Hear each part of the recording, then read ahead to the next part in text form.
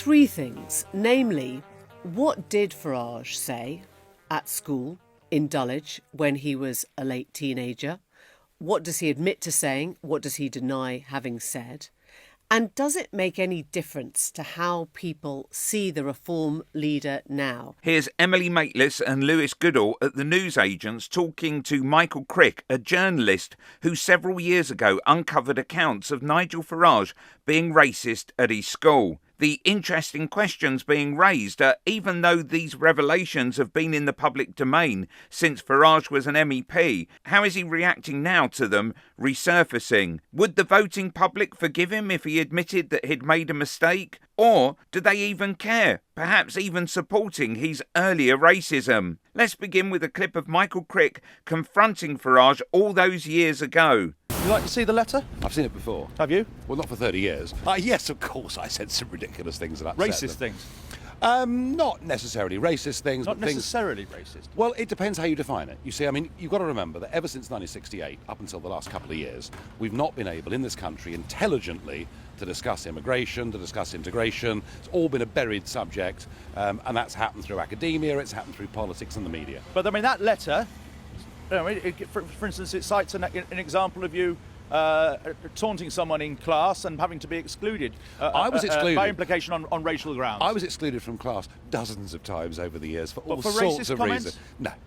I don't accept that. You know, I mean, it's not just that I letter. was excluded Fellow from class. pupils remember you making racist comments. Well, I might have wound some of them up too. But all through... So you made racist comments to wind people up? All through the 1970s and 80s. But it's a softer response, a more equivocal response than the one that he's given this week. Yes. Where he adamantly says he was never racist and never said anything racist or anti-Semitic. I mean, personally, I think I might, if I was Farage, I might have actually said, look, I did say some awful things at school.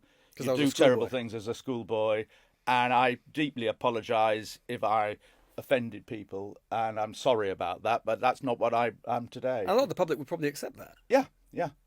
And I think what we've seen this week is the nasty side, and he will have felt cornered this week, and he might be feeling crikey. This could cause quite a lot of damage. Lots of banter at school. People say horrible things, but if you are Jewish and Farage is saying things about you being gassed and Hitler being right and so on, and singing this awful song "Gas 'Em All," that will have stuck in your brain forever. And that's why I think this evidence is so powerful, and that it's foolish of Farage and his party to try and pretend that people's memories are at fault. So you don't believe he didn't deny No. that, Michael, because he said that he didn't even know the words to the song.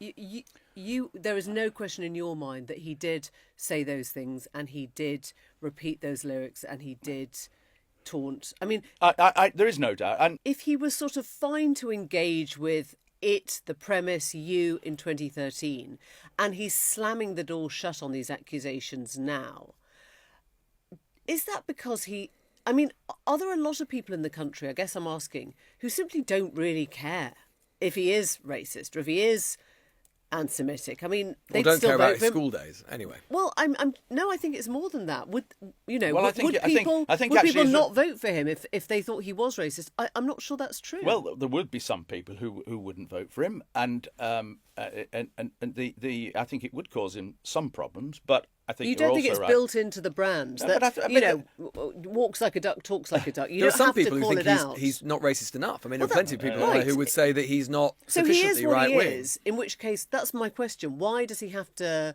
sort of distance himself from this report when actually a lot of people would say, oh, no, we understood what he was saying. He was just talking about migration, or he was just talking common sense, or he was just saying it like it is. Click here for some more Reform Reprobates.